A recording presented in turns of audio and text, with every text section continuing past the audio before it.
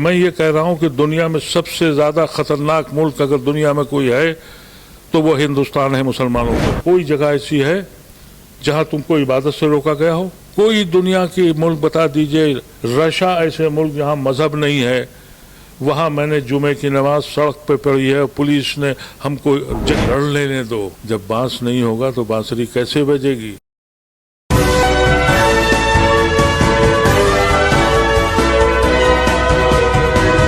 पल पल न्यूज़ से मैं हूं आपके साथ नदीम अकरम। देश में जो हालात लगातार बने हुए हैं उस पर देश के प्रधान सेवक पूरी तरह से खामोश हैं। ज्ञानव्यापी मस्जिद का मामला हो, चाहे कुतुब मीनार मस्जिद का मामला हो, हर जगह ये बता दिया जा रहा है कि साहब ये मस्जिद नहीं है, मंदिर था, इधर खुदाई होनी चाहिए।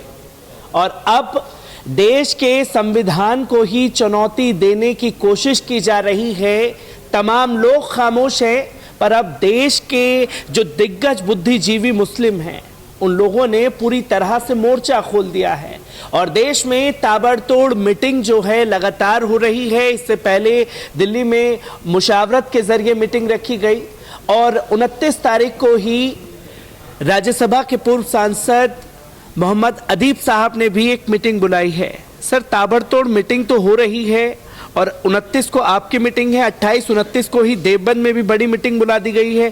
कैसे देख रहे हैं और क्या असर पड़ेगा इन मीटिंगों का, क्योंकि देश के प्रधान सेवक तो बोलने के लिए ही तैयार नहीं है? मुझे बड़ी खुशी है कि मेरी आवाज़ में इतना असर था कि वो लोग जो 5-5 साल से चुप थे उन्होंने कम से कम इतनी जुर्रत दिखाई। मशावरत ने 5 साल में कोई एक मीटिंग नहीं की। आज तक उन्होंने ये नहीं कहा कि भाई रेजोल्यूशन ही पास कर दिया होता। जितना सितम इस पिछले 5 साल में मुसलमानों ने झेला है इसकी तारीख तो नहीं मिलती मुझे। लेकिन उनको जब ये लगा कि अब इस मुल्क का दानिश्वर बैठने जा रहा है और वो अपनी कौम का मुस्तकबिल तैयार करेगा, तो शायद उनको ये महसूस हुआ कि भाई कुछ करना चाहिए। अफसोस इस बात का हुआ कि हम सब मशावरत के मेंबर थे, हमको बुलाया भी नहीं गया। सिर्फ वो लोग बुलाए गए जो मशावरत के मेंबर ही नहीं थे। और जब हमने मालूम किया कि भाई हम लोगों को दावतनामा तो आया नहीं, तो उनका इनको निकाल दिया हमने। तो कोई जमात ऐसी भी है जो सबसे पुराने मेंबरान को जब चाहे निकाल दे, उसे पता भी ना हो, कोई नोटिस भी ना आए। अताउर रहमान कासमी हो, हमें बहुत से लोग ऐसे थे। तो ये इसको आप अभी भी मशावरत कहते हैं? आपका जवाब दे रहा हूँ, नहीं तो मैं किसी की शिकायत नहीं करूँ, जहाँ चाहे जाएँ। अब बम्बई में सज्जाद नोमानी साहब ने बुलाया, मैं गया, जो बुलाएगा उसमें जाऊँगा। लेकिन ये जो मेरा मकसद है, ये 2 महीने पहले पूरे हिंदुस्तान में लोगों से बात करके ये तारीख तय की गई थी कि भाई दिल्ली में हम एक खाका तैयार करेंगे अपने आगे के मुस्तकबिल का। हम उस गुफ्तगू में नहीं जाना चाहते कि माजी में क्या हुआ, और हम माजी को छोड़कर मुस्तकबिल की फ़िक्र कर रहे हैं। तो इसमें जो सारे हिंदुस्तान से हजरात आ रहे हैं उसमें से 90% से मैं कभी मिला भी नहीं हूँ। लेकिन मेरा सिर्फ इतना था कि मैंने आवाज़ उठा दी, वो दिल की आवाज़ सबकी थी, उसमें जुड़ गए। मुझे ये गलतफहमी नहीं है कि मैं कोई ऐसी शख्सियत हूँ जो इतने लोगों को जोड़ दूँ। मैं एक बहुत मामूली इंसान हूँ। अगर कोई छोटे से छोटा आदमी भी अगर ये घंटी बाजता तो हम सब उसके साथ भी जाते। तो हम ये कह रहे हैं कि ये जो मुस्लिम इंटेलेक्चुअल मीट होने जा रही है, ये एक कलेक्टिव लीडरशिप पैदा करेगी, इनफरादी क़यादत नहीं करेगी, इज्तिमाई क़यादत करेगी, जिसमें वकील भी होगा, जिसमें जज भी होगा, जिसमें फ़ौजी भी होगा, जिसमें बैरिकेड भी होगा, जिसमें ह्यूमन राइट्स एक्टिविस्ट भी होंगे।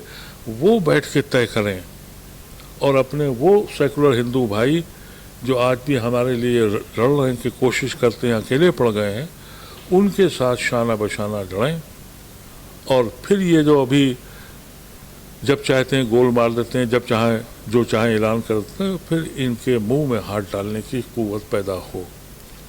کیونکہ سیاسی جماعتوں کی طرف دیکھنا اب مسلمانوں کو چھوڑ دینا چاہیے.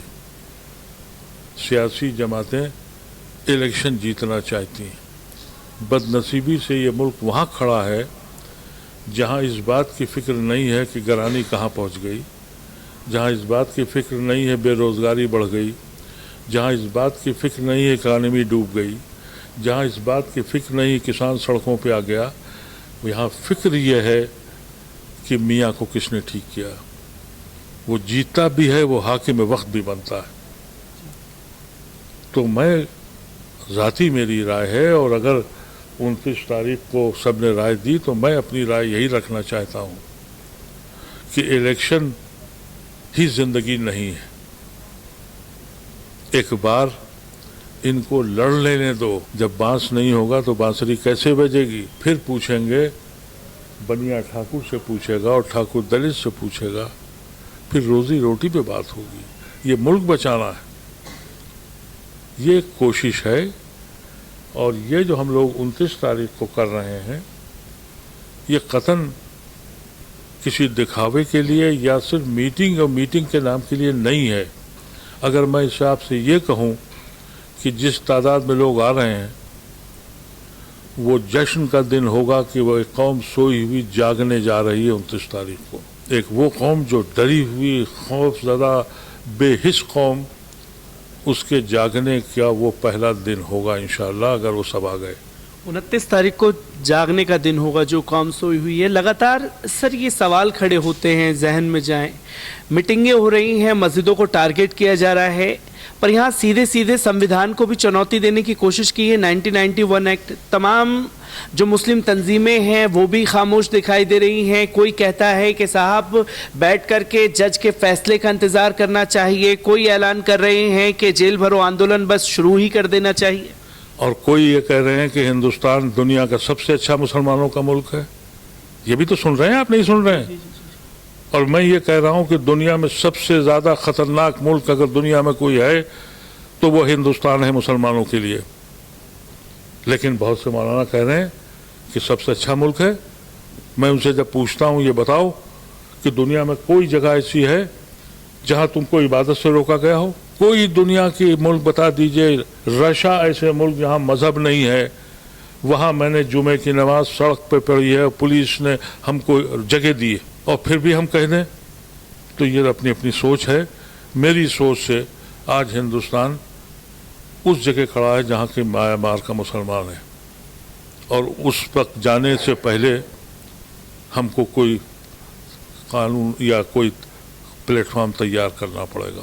ایک آخری سوال میرا آپ سے یہی ہے، کیونکہ جب 29 تاریخ کو اتنی تعداد میں لوگ پہنچیں گے تو مین اسٹریم میڈیا کے جو کاؤنٹر ہوں گے اس سے بھی تیار ہیں آپ لوگ؟ کیونکہ یہ بتانے کی کوشش کی جائے گی دیکھیے پورو سانسد محمد ادیب صاحب آ گئے، مسلمانوں کو بھڑکایا جا رہا ہے. دیکھیے مین اسٹریم میڈیا تو ہم نے آج بھی بلایا تھا، وہ تو نہیں آیا. ان کا اپنا کام ہے، وہ اپنا کام کریں. ہمارا اپنا کام ہے، ہم اپنا کام کریں گے. اور اس وقت کس کو روئیں؟ کیا ہم یہ کہہ دیں کہ عدالت کو؟ دیکھیے بہت سی چیزیں ایسی ہیں جو مجھے بہت ارجنٹ لگتی ہیں.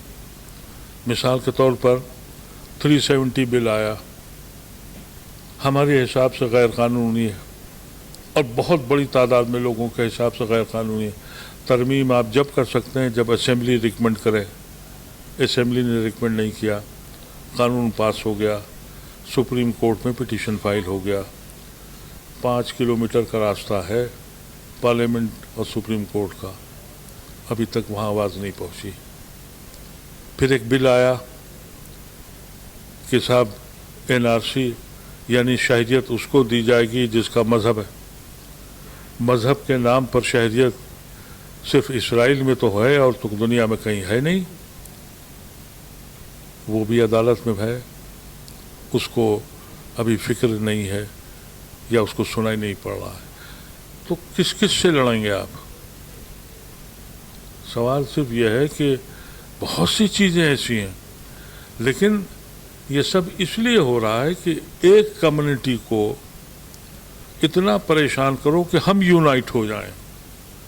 ये डिफेंसिव लड़ाई है, ये एहसास कमतरी की लड़ाई है। इसको समझने की कोशिश करिए। हम कैटलिस्ट हैं, हम जोड़ते हैं लोगों को। इस पे फिक्र होनी चाहिए, इस पे सारे दानिश्वर बैठेंगे और इस पे फैसला करेंगे। मोहम्मद अदीब साहब हमारे साथ मौजूद थे, जिन्होंने साफ तौर पर ये ऐलान कर दिया है कि 29 तारीख को कोई ऐसा बड़ा कदम उठाया जाएगा जिसके चलते हुक्मरान जो सोए हुए हैं उनके कानों तक आवाज़ पहुंचेगी।